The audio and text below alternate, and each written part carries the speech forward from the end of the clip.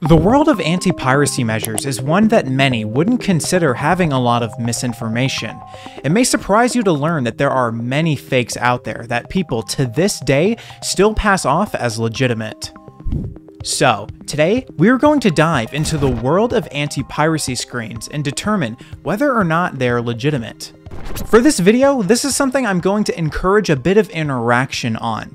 When I discuss a screen, I won't flat out tell you if it's real or not until the end of the segment. I challenge you to determine if it's real or fan-made by making a comment as you go through the video. I'm curious to see how many of you get it right. Also, before we hop in the video, I just wanted to say that I hope you're doing well. Whatever may be going on in your life, I know that you'll pull through. Just remember to keep going and take care of yourself. But anyway, ladies and gentlemen, enough of my blabbering. Let's hop in today's video.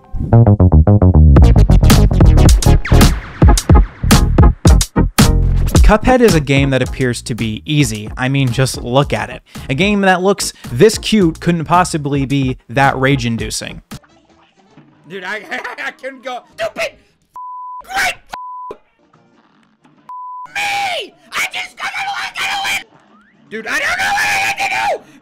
Get rid of these, get away from these coins, and I jump right into it. Ah! Well, yeah, obviously causes some people to get up in arms. I'd probably lose my mind in the game as well. Fall Guys absolutely drives me insane, so I know Cuphead would probably do the same. Anywho, when you load into Cuphead, you should be greeted by a title screen that looks and sounds like this. Well, Cuphead and his pal Bugman, they like to roll the dice. By chance they came on Devil's Game and... Nothing too crazy, right? If anything, it's a super cute title screen.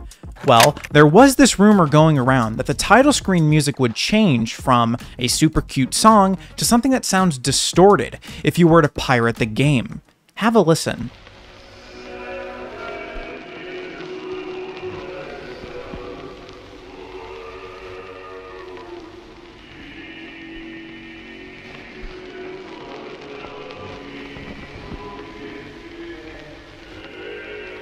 This rumor plagued the Cuphead community for a long time. It was passed off as accurate for a while, and skeptics kept fighting, saying that it was obviously fake, and arguments and debates. Even today, there are still people that butt heads about whether or not the screen is real or not.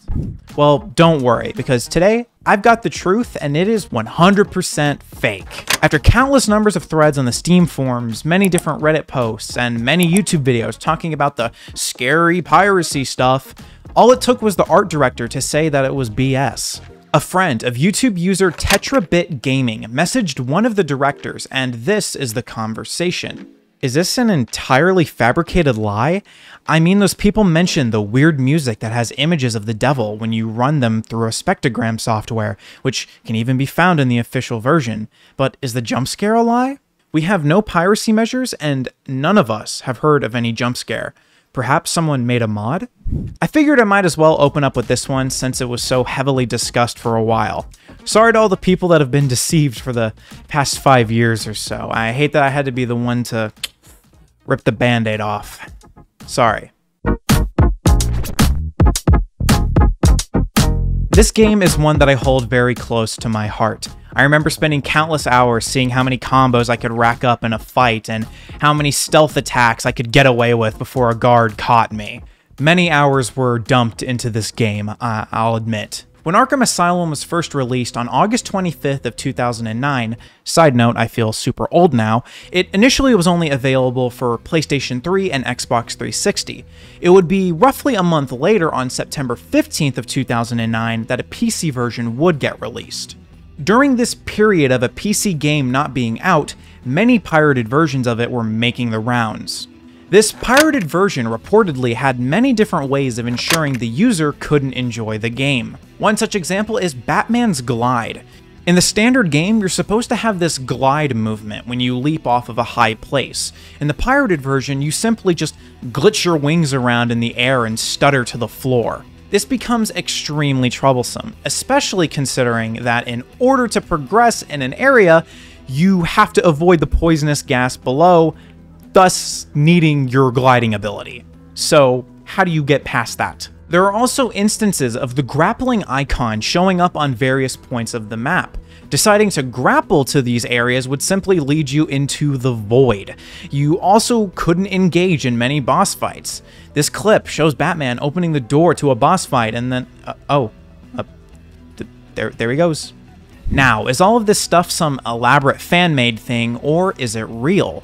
Well, this is 100% real, and it led to a lot of funny moments in the Arkham Asylum forums. One such example came from a user asking about the poisonous gas segment. Hi, I've got a problem when it's time to use Batman's glide in the game. When I hold space, like it said to jump from one platform to another, Batman tries to open his wings again and again instead of gliding. So he falls down in a poisoning gas. If somebody could tell me what should I do there? Try buying the game. There is no poison gas in the demo, and the game has not been released on PC yet. What Henke said, the problem you have encountered is a hook in the copy protection to catch out people who try and download cracked versions of the game for free. It's not a bug in the game's code, it's a bug in your moral code. I imagine that dude left feeling pretty embarrassed. I also have no idea why you would take to the forums asking about a game that hasn't been released on PC yet. You can literally see at the top of the forum post that it's in the Arkham Asylum PC discussion section, and it was posted on September 4th of 2009, 11 days before the game would actually be released on PC. Like, dude, you weren't even trying to hide it. Like, come on now. Cross Days is an erotic visual novel game created by the company called Overflow. Upon the game's release, it would soar to the third most sold game on GetYou.com, a major redistributor for anime products. After a month after the game's release, there would be a lot of reports of a pirated version making the rounds. A Trojan would be released online and would hide within a fake installer for Cross Days. A Trojan, or Trojan horse if you're unfamiliar, is a type of malware that deceives the user of its true intent. So these people would install Cross Days and initialize the installer, not being aware of what was to come. The Trojan would then gather data from the pirate's computer and prompt a survey for the user. Once the pirate gave up their sensitive information to the survey, all of this information would be posted to a public website with additional screenshots of their desktop. If the pirates wanted the information to be removed, they would have to admit they stole Cross Days and apologize for doing so. Now, the answer. Is this some made-up BS, or is this 100% real? Y'all, this is 100% real, and I am not joking.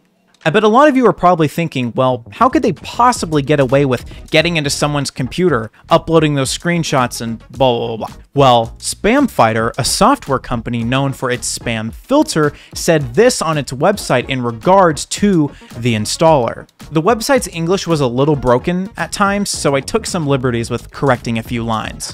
Moreover, providing some legal defense for the culprits and also adding insult to injury, it appears that the forged installer in fact explained in its terms of service what exactly its intentions are. Certainly, no one ever reads the terms of service, which clearly state that in case a user goes on to install, such things can and will take place.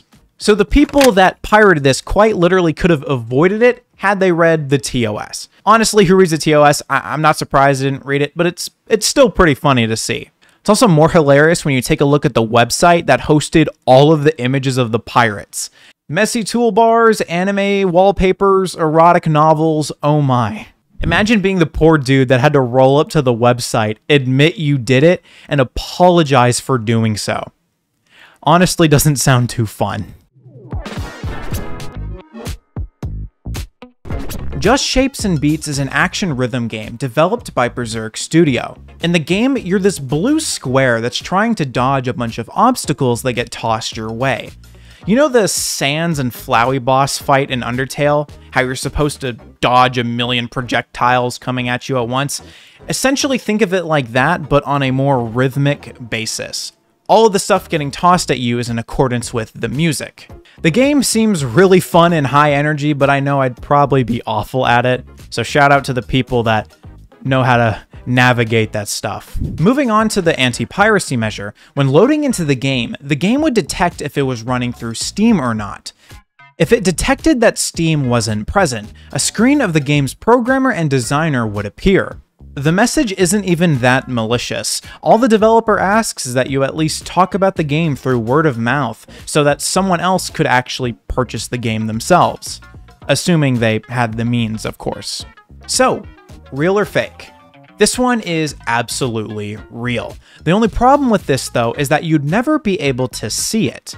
This is because the Steam emulators don't trip the Steam check that gets pushed through with the game.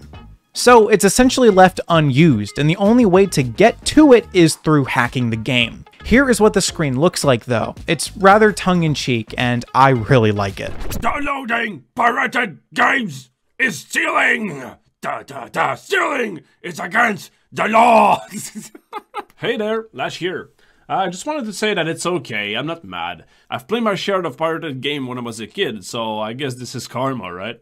I remember when I was a kid, I didn't have any money to support my favorite developer. So I just wanted to say, if you cannot support the game devs with money, you can support them with words. You can talk about them, share the games with everyone, leave a positive review, a good rating, send them a tweet, an email, whatever. Let other people know. That helps us a lot. After all, if some people knows about the game, some of them will have money and buy it. In the end, we just want to be able to create more games. So I hope you had a good time with our game and say good things about it on internet. In the meantime, you can come chat with us live on Berserk.tv if you're interested to see how games are made. So thanks for playing our games, it's really appreciated. You're the best. Bye! So, after all of this, did some of these anti-piracy screens surprise you? Were you wrong on some of the guesses? Let me know in the comments below. Before we hop in the end segment though, I would like to thank my Tormented Knights and my Knighted patrons. For my Tormented Knights, I have Andrea, EB Agent J, Mousky, Nee, Skeleton Bone Lord, Shyla, and for my Knighted patrons, I have Cherisy, Emma, Envy, Lila, Lucas, Naomi, Nixie, and Timo. Thank you guys so much for your support. It honestly means so much to me. Thank you all. But anyway, ladies and gentlemen, if you enjoyed the video, why not like and subscribe? It definitely helps me out. If you didn't though, why not dislike and let me know what I can improve on for next time. But anyway, ladies and gentlemen, I'll see you on the next one.